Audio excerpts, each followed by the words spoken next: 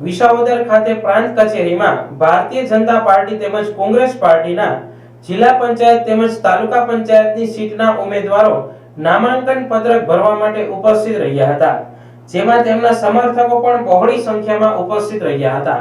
આ ચૂંટણીમાં હાલ તો ત્રિપાંખીય જંગ જામ્યો છે। આ તકે ભાજપના પૂર્વ ધારાસભ્ય હર્ષદ રીબડિયાની ઉપસ્થિતિમાં ભાજપના તાલુકા અને જિલ્લા પંચાયતની સીટના નામાંકન પત્રો ભરવામાં આવ્યા હતા। આજે વિસાવદર તાલુકાના ભારતીય જનતા પાર્ટીના ઉમેદવારો જિલ્લા પંચાયત તેમજ તાલુકા પંચાયતની નામાંકન વિધિ હતી। અમારા તાલુકા પંચાયતના 18 ઉમેદવારોના ફોર્મ ભરાઈ ગયા, એના મેન્ડેટ પણ રજૂ થઈ ગયા। જિલ્લા પંચાયતના અમારા 3 ઉમેદવારના ફોર્મ ભરાઈ ગયા અને એના મેન્ડેટ પણ રજૂ થઈ ગયા। ખૂબ સારી જંગી બહુમતીથી અમે આ પ્રક્રિયા ફોર્મની પૂર્ણ કરી છે। તમામ આગેવાનો, તમામ લોકોમાં છેવાડાનો ગરીબ માણસ પણ ત્યાં પહોંચ્યો હતો।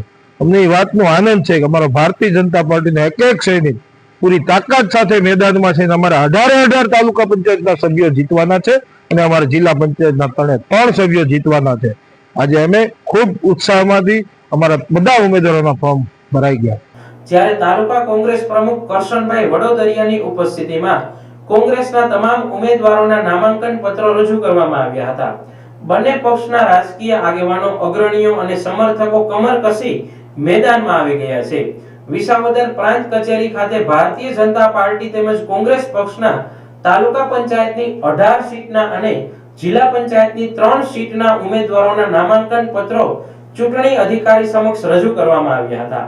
વિસાવદર તાલુકા કોંગ્રેસ પ્રમુખ કરશનભાઈ વાડદોરિયા આજ રોજ અમારા કોંગ્રેસ પક્ષના પ્રદેશ કોંગ્રેસ સમિતિ દ્વારા જાહેર થયેલા 3 જિલ્લા પંચાયતના કોંગ્રેસ પક્ષના ઉમેદવારો આજે અત્રે ચૂંટણી અધિકારી શ્રી અને પ્રાંત અધિકારી સાહેબને અમારા આવેદનપત્રો રજૂ કરવા અત્યારે જઈ રહ્યા છીએ।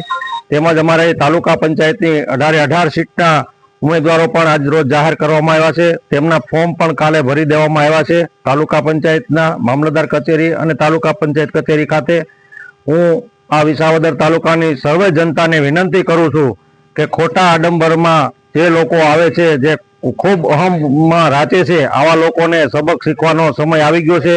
જે કોંગ્રેસ પક્ષે વર્ષોથી આ દેશની સેવા કરી છે, દરેક ગામની અંદર સ્કૂલ હોય, ડેમો હોય કે તમામ યોજનાઓ જે છે, તમામ માળખાકીય સુવિધાઓ છે તે કોંગ્રેસ પક્ષે આપી છે। ખોટી વાહ કરવાવાળા પક્ષ નથી। ત્યારે આવનારી ચૂંટણીમાં પૂરી તાકાતથી અમારી સમગ્ર ટીમ છે, જિલ્લા પંચાયતના 3 ઉમેદવારો અને તાલુકા પંચાયતના 18 ઉમેદવારોની તરફેણમાં પંજાના નિશાન ઉપર આગામી 26મી તારીખે જંગી બહુમતીથી મતદાન કરી એક ખૂબ સારી રીતે લોકશાહીનું આપણે જતન કરીએ। જે અત્યારે માહોલ આપ બધા જોઈ રહ્યા છો કે દેશની અંદર અને આપણા વિસ્તારની અંદર ખોટી વાહવાહો કરવામાં આવે છે।